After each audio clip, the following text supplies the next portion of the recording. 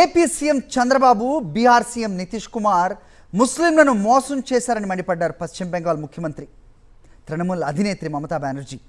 వారి మద్దతు వల్లే పార్లమెంట్లో వక్ఫ్ బిల్లు పాస్ అయిందని ధ్వజమెత్తారు. ముర్షిదాబాద్ జిల్లాలో వక్ఫ్ చట్టం వ్యతిరేక ఆందోళన హింసాత్మకంగా మారిన వేళ కోల్కతాలో ఇమాంలు ముస్లిం క్లరిక్లతో భేటీ అయ్యారు దీదీ. వక్ఫ్ బిల్లుకు వ్యతిరేకంగా పార్లమెంట్ ఉభయ సభల్లో టీఎంసీ ముందుండి పోరాడిందని తెలిపారు. ఈ సందర్భంగా చంద్రబాబు, నితీష్పై తీవ్ర స్థాయిలో ఆగ్రహం వ్యక్తం చేశారు దీదీ. నమ్మి ఓట్లేసిన ముస్లింలను వారిద్దరూ పట్టించుకోలేదంటూ విమర్శలు గుప్పించారు.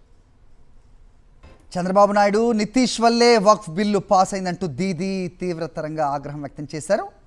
AP CM Chandrababu, Bihar CM Nitish Kumar ముస్లింలను మోసం చేశారని మండిపడ్డారు పశ్చిమ బెంగాల్ ముఖ్యమంత్రి తృణమూల్ అధినేత్రి మమతా బెనర్జీ. వారి మద్దతు వల్లే పార్లమెంట్లో ఈ వక్ఫ్ బిల్లు పాస్ అయిందని ధ్వజమెత్తారు ఆమె. ముర్షిదాబాద్ జిల్లాలో వక్ఫ్ చట్టం వ్యతిరేక ఆందోళనలు హింసాత్మకంగా మారిన వేళ కోల్కతాలో ఇమాంలు ముస్లిం క్లరిక్లతో భేటీ అయ్యారు దీదీ. వక్ఫ్ బిల్లుకు వ్యతిరేకంగా పార్లమెంట్ ఉభయ సభల్లో టీఎంసీ ముందుండి పోరాడిందని తెలిపారు.